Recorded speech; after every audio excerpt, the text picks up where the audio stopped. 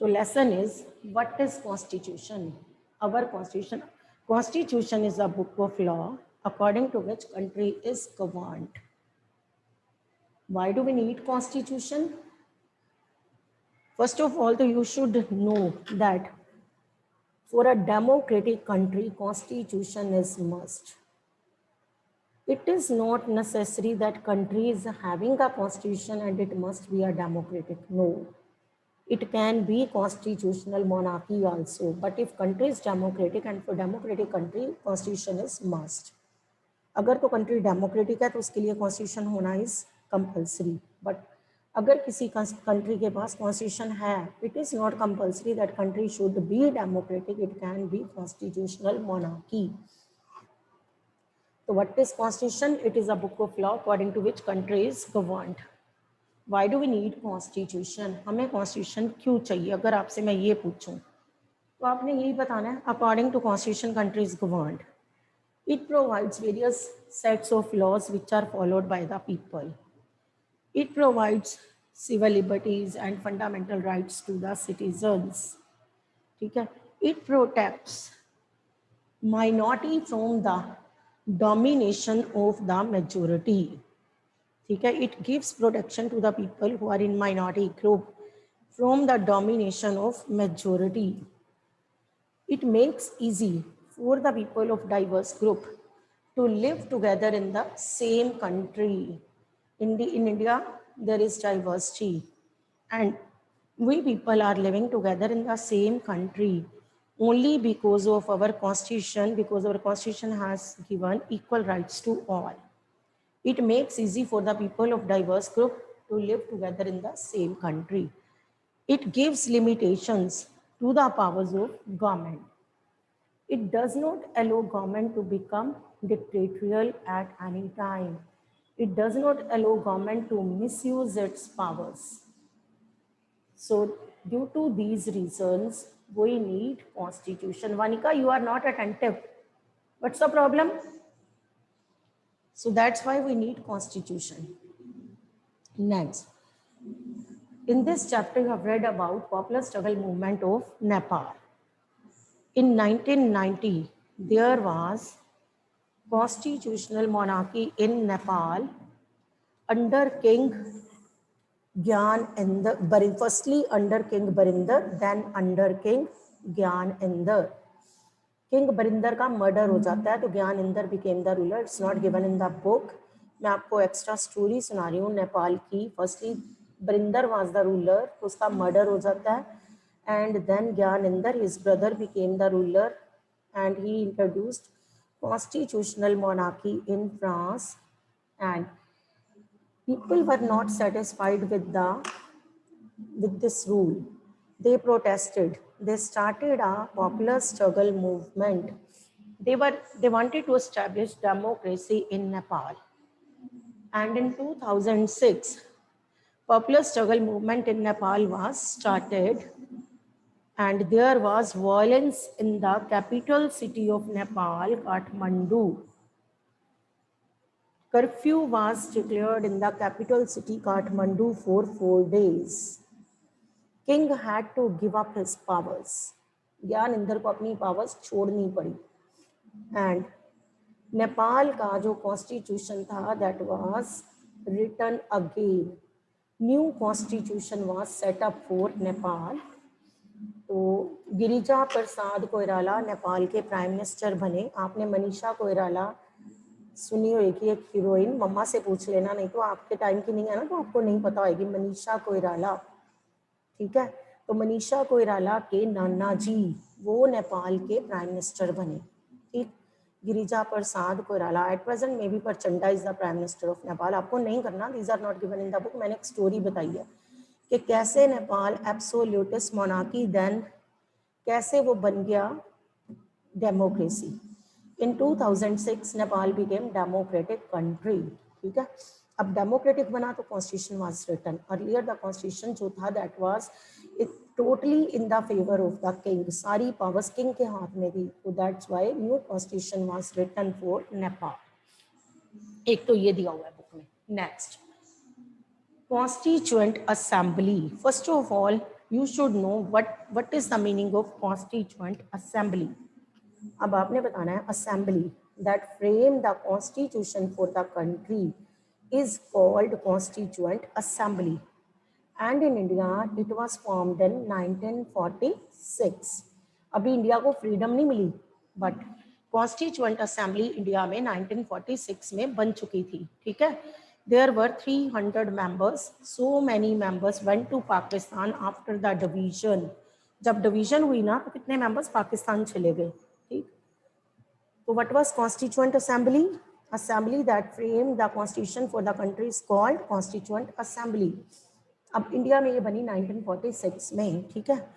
फिर आपने बताना है under British Indians were not allowed to frame rules. पता है ना आपको, इतना तो पता है ब्रिटिश के अंदर इंडियंस को रूल बनाने की राइट नहीं थी।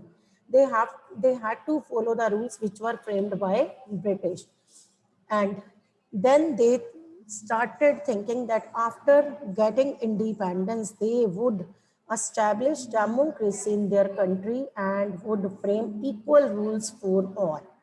ऐसे सपने वो देखते थे कि जब हम आज़ाद हो जाएंगे तो हम अपनी कंट्री में डेमोक्रेसी लेके आएंगे और डेमोक्रेसी लाके हम इक्वल राइट सबको देंगे। तो that's why after independence our framers they adopted democracy. India ने, जैसे नेपाल ने बच्चे स्ट्रगल की फॉर डेमोक्रेसी, नेपाल में प्रोटेस्ट हुए टू एस्टैब्लिश डेमोक्रेसी, इंडिया में ऐसा कुछ नहीं हुआ।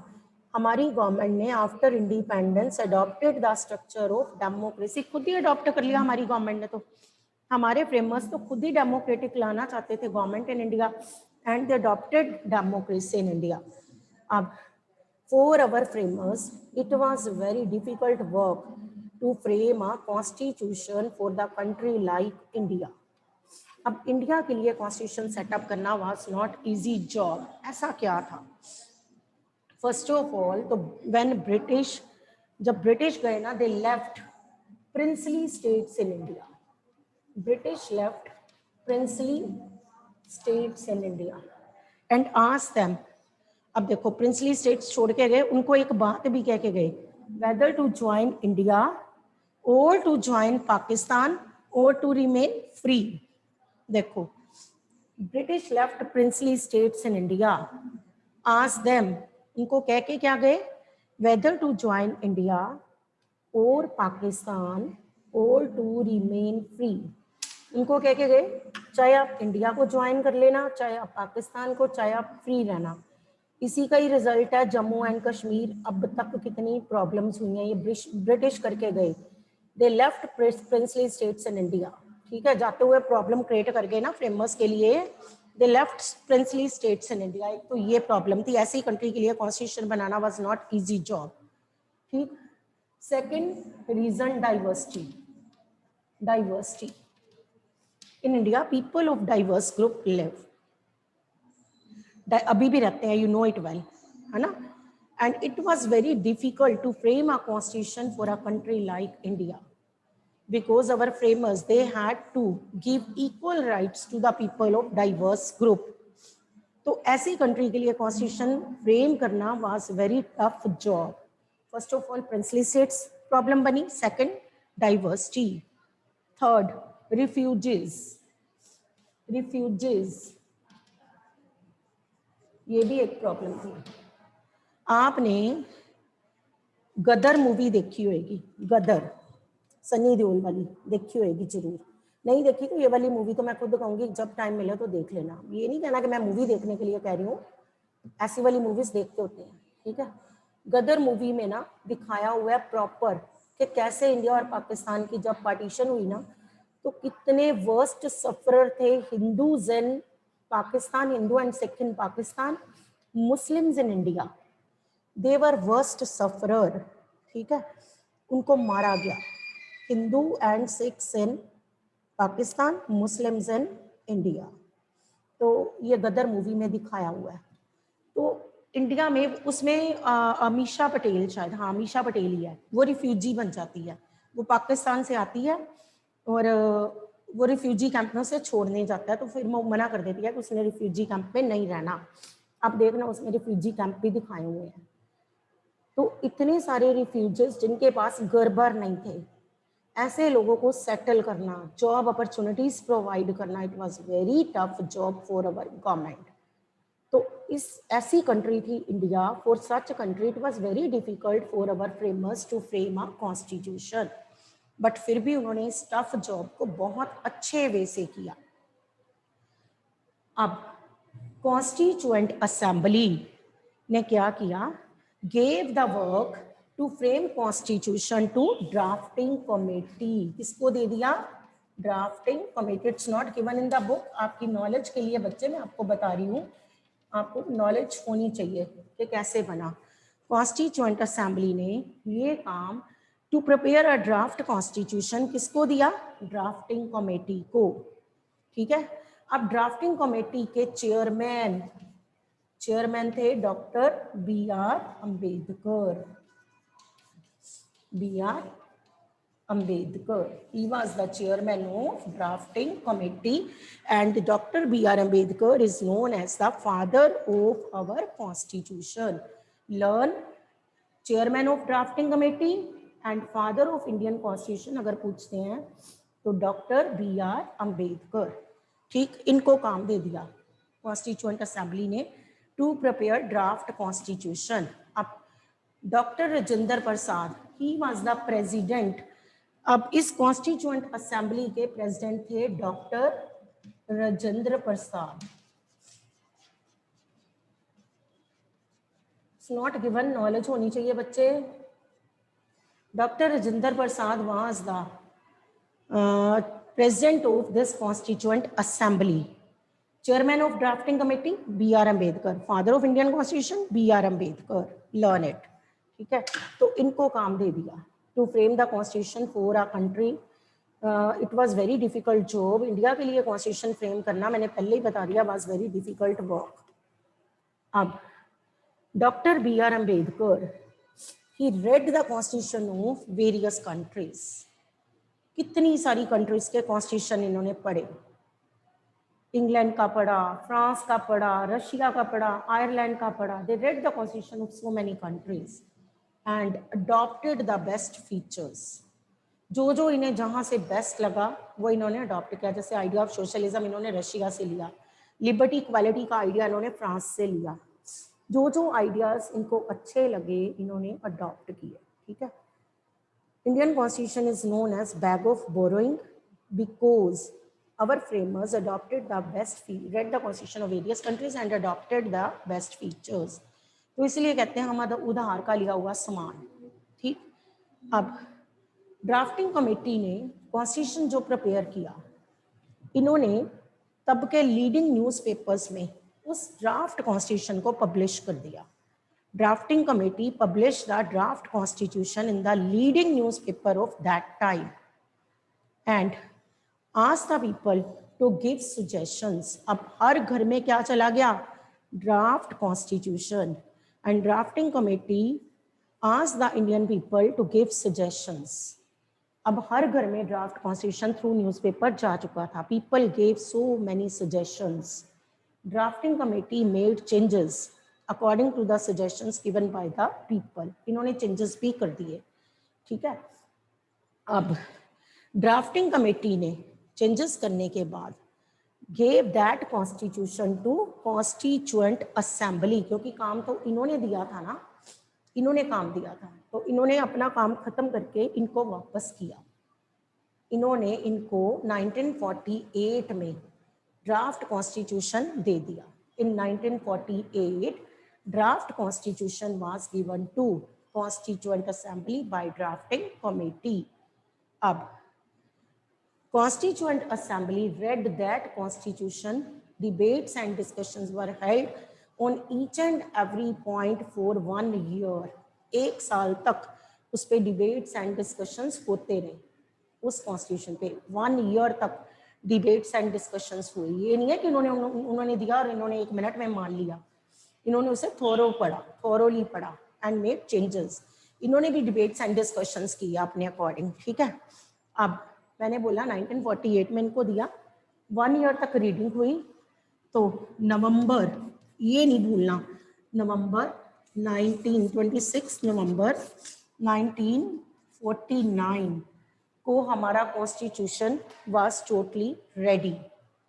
26 नवंबर 1949 को constitution was totally ready, but drafting constituent assembly waited for 2 months। 2 months इन्होंने उस कॉन्स्टिट्यूशन को इम्प्लीमेंट नहीं किया, पावर में नहीं लेके आए, इंडियन नेशन को नहीं दिया, kept it with them for 2 months। they kept the constitution with them। इन्होंने उस कॉन्स्टिट्यूशन को इंडियन नेशन को नहीं दिया, waited for 2 months। अब ऐसा क्यों? ये सिर्फ थोड़ी छोटी सी बात सुन लो, आपको डिफिकल्ट हो जाएगा, इतना ज़्यादा मैं डिटेल में नहीं कराना चाहती थी। 26 जनवरी 1930 पंडित नेहरू ने ना प्लेज ली थी 1929 में। एक स्टोरी है लाहौर सेशन में, वहाँ पे पंडित नेहरू ने कहा था कि हम 26 जनवरी 1930 को ना इंडिया को फ्री करा के रहेंगे, पर वो करवा नहीं पाए थे। ठीक है, तो उस डे को हमारे फ्रेमर्स ऑनर करना चाहते थे, that was pledged bye Pandit Nehru. तो उस डे को ऑनर करने के लिए इन्होंने कहा कोई बात नहीं, 26 नवंबर है तो हम 26 जनवरी को इसे पावर में लाएंगे। अब 26 जनवरी 1950 को our framers gave that constitution to Indian nation। तभी वो हमारा क्या बन गया? Republic day. इंडिपेंडेंस डे बनाना चाहते थे पंडित नेहरू, बट वो नहीं बन पाया, तो वो क्या बना दिया उन्होंने? Republic day. तो रिपब्लिक डे बन गया 26 जनवरी 26 जनवरी हमारा रिपब्लिक डे है, और ईयर था तब 1950, इसीलिए हम हर साल 26 जनवरी को क्या सेलिब्रेट करते हैं? Republic day. ठीक है, तो ये तो है कैसे हमारा कॉन्स्टिट्यूशन कितने डिफिकल्ट सर्कमस्टांसेस में, कितनी मुश्किलों के साथ बना है। 2 years 11 months 18 days लगे हैं इस कॉन्स्टिट्यूशन को फ्रेम करने में। इट्स नॉट इजी वर्क, इतना टाइम इस कॉन्स्टिट्यूशन को लगा है फ्रेम करने में। ठीक है, अब इस लेसन में, मैं अब लेसन नहीं पढ़ना, मैंने लेसन ही करा रही हूँ। Next is features. अब हमने करने हैं फीचर्स ऑफ इंडियन कॉन्स्टिट्यूशन। ये आपको देखना कितने इजी लगने हैं अगर आप ध्यान से सुनोगे। First is federalism. ठीक है, अब ये टॉपिक जो मैं करा रही हूँ ना, आपने 9th and 10th तक नहीं भूलने। Is it clear? In 9th and 10th you have to read same. 9th and 10th में आपको सेम टॉपिक करने हैं, so that's why I am saying do these topic sincerely. इतना अच्छे वे से करो कि 9th में जब कोई भी पढ़ाए तो आप बच्चे पहले से ही कह दो कि हमें आता है। 10th में जब टीचर फेडरलिज्म पर पढ़ाए तो बच्चा बोले, वानिका हैंड्स अप करके बोले कि मैम कराने की जरूरत नहीं है, मुझे तो आता है। ठीक है, सब बच्चे ऐसे बोले। ठीक, अभी वानिका सिंसियर हो जाओ। तो इस वे से मैं अब बोलूंगी फीचर्स ऑफ कॉन्स्टिट्यूशन फर्स्ट। अब फर्स्ट मैं बोल रही हूँ फेडरलिज्म। आपको एक एक करके मैं फीचर्स बताऊंगी and you have to learn these features. ठीक है, फर्स्ट इज फेडरलिज्म। अब फेडरलिज्म को लीव के बुक में क्या लिखा है छोड़ दो। फेडरलिज्म, लुक हियर, फेडरलिज्म इसका मीनिंग क्या है? You know India is a federal country, है ना? Federalism means 2 or more levels of government। 2 or more levels of government। 2 or more levels of government। India is a federal country and in India we have central government, state government, local government। है ना बच्चे, ये सब कुछ India में। हमारी central government है prime minister Modi के अंडर, स्टेट गवर्नमेंट है हमारे chief minister captain Amarinder Singh के अंडर, है ना बच्चे, एंड लोकल गवर्नमेंट है हमारे मेयर के अंडर, डिप्टी कमिश्नर के अंडर। तो इट मींस इंडिया फेडरल, हर एक स्टेट की अपनी गवर्नमेंट है। ठीक है, on the whole central government है। ठीक, जो सबसे principal ma'am, teachers, monitors, but on the whole powerful कौन? Principal ma'am. टीचर्स ने प्रिंसिपल मैम के ऑर्डर्स को ओबे करना है, बच्चों ने आगे टीचर्स के ऑर्डर को ओबे करना है। ठीक है, मॉनिटर्स, मार्शल्स, प्रीफेक्ट्स, ये सब ये लोकल गवर्नमेंट हो गए। ठीक, अब आ जाओ फेडरलिज्म। अब आपको फेडरलिज्म बहुत इजी वे से कर लेना है। 2 or more levels of government। India is a federal country because in India we have central government, state government and local government। Indian constitution made India a federal country. आप beginning कैसे करोगे? Federalism means two or more levels of government and Indian constitution made India a federal country because in India we have central government, state government and local government. अब आपको बताओ federalism आ गया। Federalism means two or more levels of government. Our constitution made India, India को क्या बनाता है हमारा constitution? Our constitution made India a federal country. क्यों फेडरल कंट्री बनाता है इंडिया को? Because in India we have central government, state government and local government. Is it clear? Federal form of government पता चल गया? What do you mean by federal form of government? मुझे बताओ. Is it clear? Federal form of government means two or more levels of government. Indian constitution make India a federal country. Indian constitution India को कैसी country बनाता है? Federal country. क्यों? Because in India we have central government, state government and local government. Is it clear? Next, parliamentary form of government. Next is parliamentary form of government. Parliamentary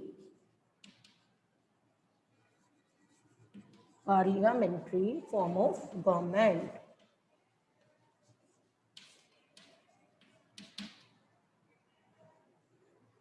अब इसमें आप बताओगे इन parliamentary form of government, ध्यान से सुनना ये बात और ये 10th तक नहीं भूलना।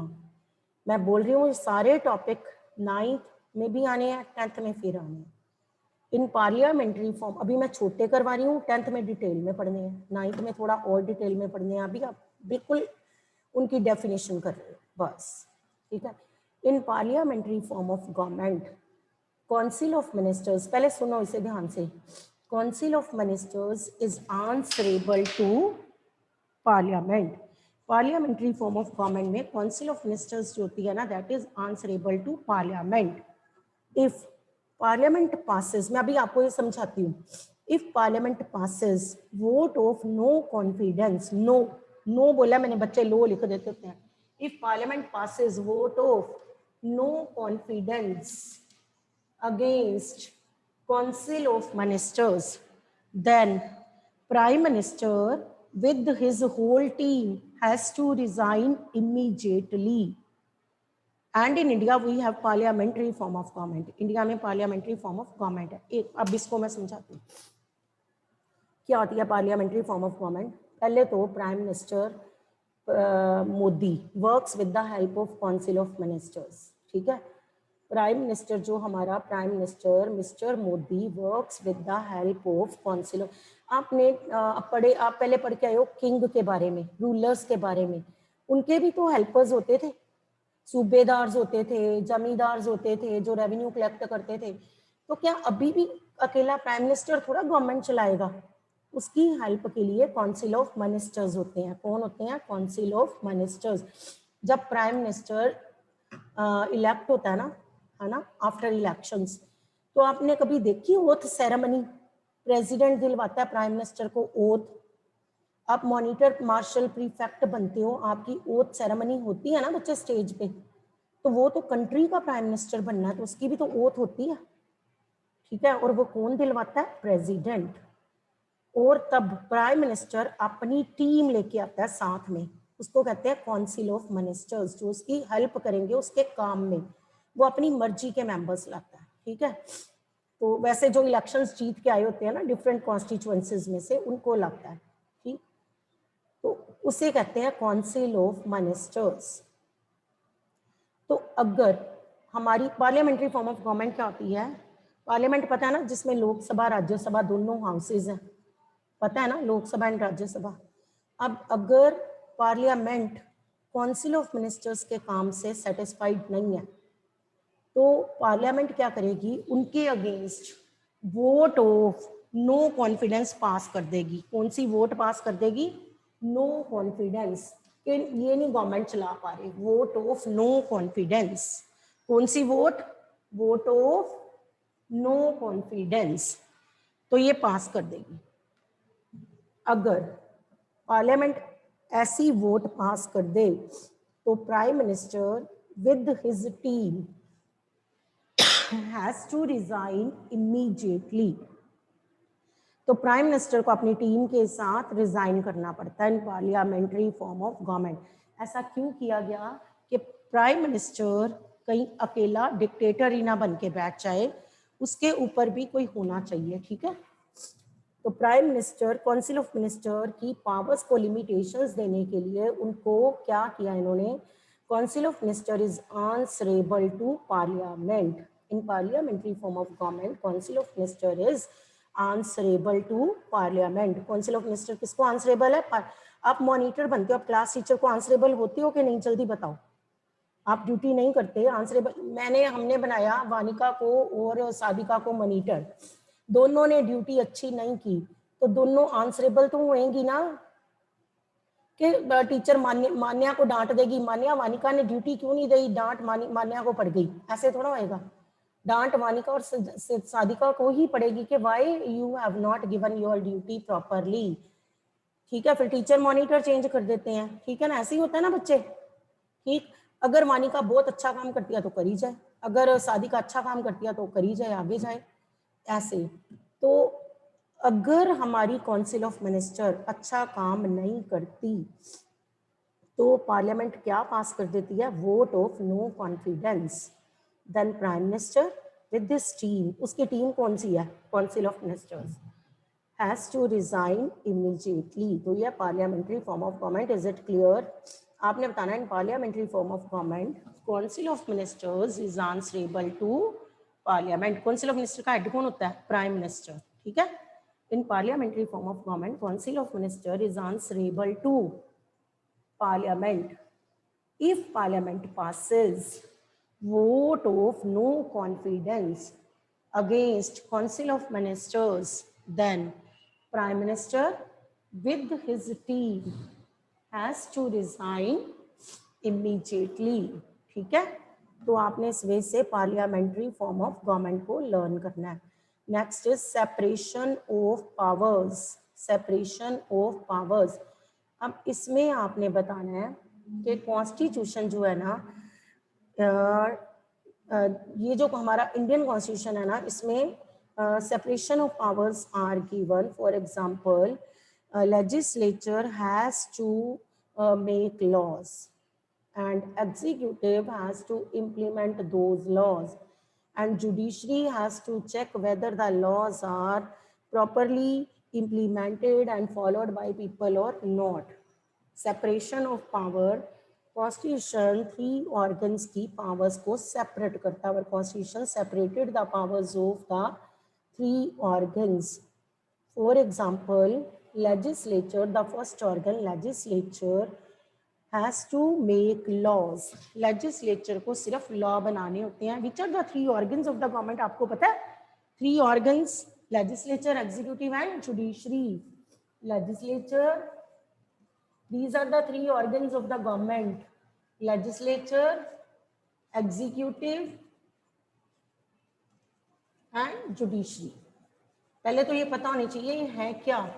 3 organs of the government। क्या है? organs of the government। which are the 3 organs of the government? legislature, executive and judiciary। और कॉन्स्टिट्यूशन जो है ना, separated the powers of these organs, in organs की पावर्स को सेपरेट करता है। लेजिस्लेचर क्या करता है? सिर्फ लॉ बनाता है, लॉ मेकिंग बॉडी है, ठीक है, उसने सिर्फ लॉ बनाने हैं। एग्जीक्यूटिव ने उन्हें इम्प्लीमेंट करना है, ठीक है। Executive has to implement those laws, legislature has to make laws, has to frame laws, executive has to implement those laws, and judiciary has to check whether the laws are properly followed by people or not, or implemented properly or not. So this is the work of judiciary. तो constitution जो है separated the powers of these 3 organs. ये नहीं है कल को executive कहे कि लॉ एग्जीक्यूटिव बना रहा है, नो। कल को जुडिशरी कहे judiciary, no. Law making body कौन है? लेजिस्लेचर। इम्प्लीमेंट कौन कर रहा है? ये। चेकिंग कौन कर रहा है? Judiciary. Is it clear?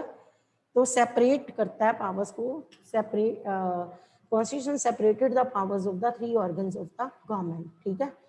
Next आपका आ जाता है फंडामेंटल राइट्स। फंडामेंटल राइट्स बच्चे बहुत डिटेल में बुक में साइड में ना पैराग्राफ में दिए हुए हैं, तो हमें सबके बारे में पढ़ना पड़ेगा। आपको पता है how many fundamental rights are given to us by Indian constitution? 6 fundamental rights. 6 fundamental rights. इनको हमेशा मैं बच्चों को कहती हूँ learn these rights in serial order. जैसे कॉन्स्टिट्यूशन में दिए हुए ना, तो उसी फॉर्म में लर्न करना बेटर होता है, क्योंकि 9th में जाके फिर सीरियल ऑर्डर में लर्न करने हैं, तो बेटर है 8th में से करके ही जाओ। फर्स्ट है राइट टू इक्वालिटी, ठीक है, ये भी अभी मैं कल दोबारा कराऊंगी, अभी आज मैं इतना आपको बोर नहीं करना चाहती। राइट टू इक्वालिटी है। Okay, thank you for listening students. जितना किया उतना रिवाइज करना। Thank you.